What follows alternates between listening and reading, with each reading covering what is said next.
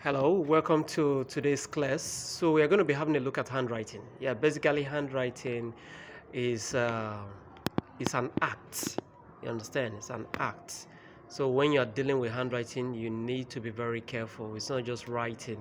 It's all about you writing the right way, you obeying the simple rules in writing. Do you understand? Now, writing well tends to gives the kind of impression of how the kind of personality we are in a way. You understand? So we need to see how we can improve our writing and make it better. You understand? And once your writing is not legible, you understand, it becomes a problem for the person reading it. Do you understand? But once it's legible, clear, has space in between them, it makes your work a bit easier, and also easier for the person that is also having a look at it. Do you understand? Okay, so today we're going to be having a look at all the letters A to Z. Do you understand?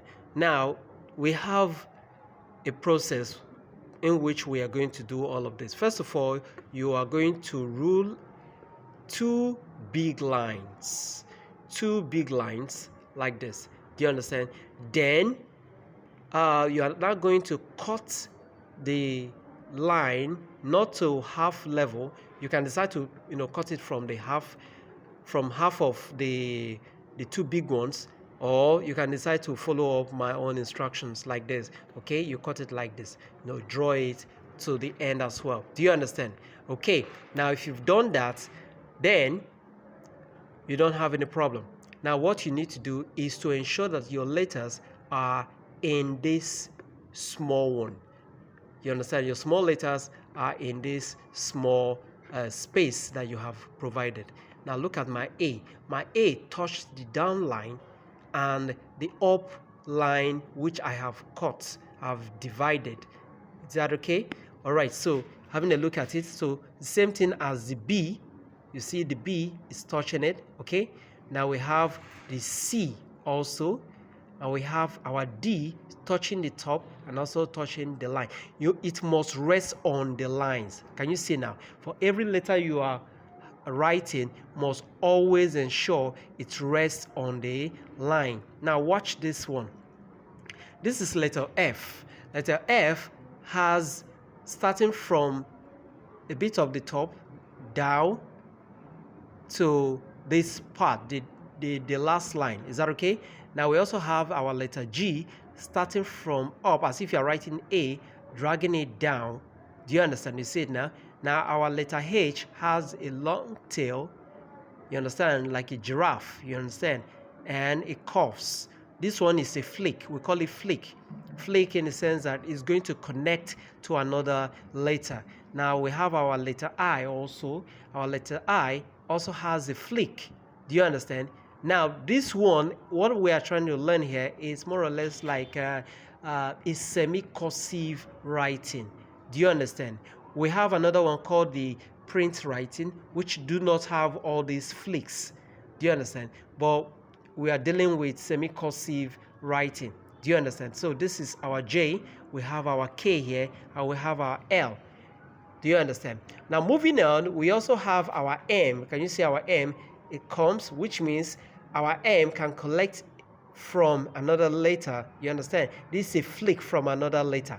Do you understand? And it goes like that. This is another flick. We call it flick. Now this one is also the same thing as the M. Now we have our O, our P. You see our P is dropped down. Our Q is also written in this form. Now what is common among all these letters, you understand, is that all of them are written, because they are all small letters, they are all written in this small portion or position. You understand? I did not take it too big. And if you also observe, all of them are touching the two lines. You understand? No matter how you are writing it, they must touch the two lines. It must rest. You understand? Rest on the line. All your letters must rest on the lines. Now, another thing you should also notice is this. From the A, B to the Z, you find out that there are spaces in between them. That is why if you want to write any word, there must be a space in between them. Whether you are writing a semi-cursive or a pure cursive, or even if you are writing the print, you understand? So that is that. Now let's have a look at our W. We have our X, we have our Y, and we have our Z. Can you see that? Now you see that all of this, if you look at it very well, all of them are resting on the what? The lines. So all you need to do is pretty simple. The next step I'm going to show you how you are going to form your lines. Do you understand? Stay tuned.